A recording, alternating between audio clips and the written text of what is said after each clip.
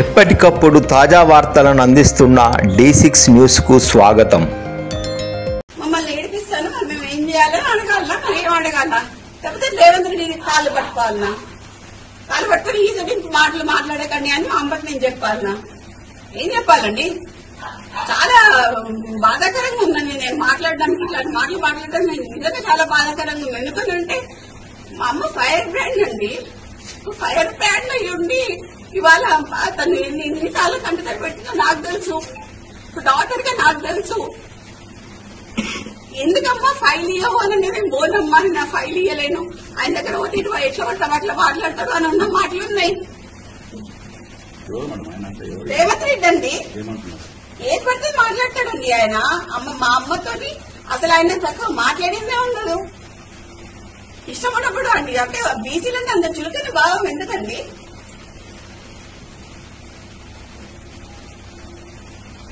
ఒక మీటింగ్ జరిగిందండి ఢిల్లీలో. ఇది ఇప్పటివరకు బయటికి రాలేదు, నేను ఇవాళ చెప్పదలుచుకున్నా.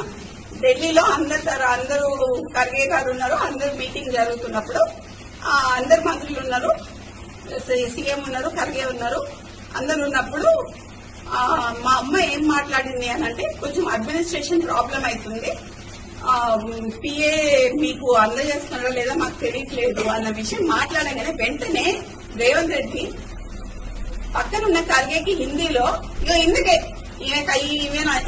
ఇంటికి రానియా, ఏమనంటే ఏదో ఒకటి చెప్తుంది, ఒక 10 పిటిషన్లు పట్టుకొని వస్తుంది, 10 పనులు పట్టుకొని వస్తుంది, ఈ పని చేయంటది, ఆ పని చేయంటది, ఈ పని చేయంటది. మరి ఏడికి పోవాలండి?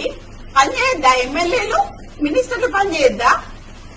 మా అమ్మ ఆ రోజు ఏడ్చిందండి. ఆ రోజు ఢిల్లీలో ఏడుస్తాను, అప్పటికప్పుడు పోయినా ఢిల్లీకి ఫోన్ చేసి ఏడుస్తే అప్పటికప్పుడు పోయినా. ఇప్పుడు జ్యోతి ఎవరున్నారు అక్కడ? జ్యోతి అది జ్యోతి ఆ రోజు ఢిల్లీలో అమ్మ ఏడ్చిందా? దేని గురించి ఏడ్చింది? ఏడ్చిందా? ఏమని చెప్పింది చెప్పండి.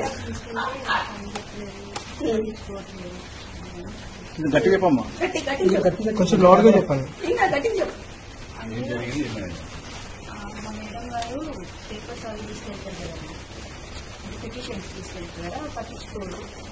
నేను అందుకనే పట్టించుకోను అని గట్టిగా హార్ష్ గా మాట్లాడిందేమో. తర్వాత ఏడొచ్చి డాలీ శర్మ గారు కూడా వచ్చారు కదా, డాలీ శర్మ గారు కూడా వచ్చి మమ్మల్ని మా అమ్మని అది చేసి వెళ్ళారండి. డాలీ శర్మ వచ్చి కాసేపు కూర్చొని తన్ని అది చేసి వెళ్ళారు. బీసీలను నొక్కుతున్నారండి, బీసీ లీడర్లని మా నాన్నని మా అమ్మని చెప్పడానికి ట్రై చేస్తున్నారు.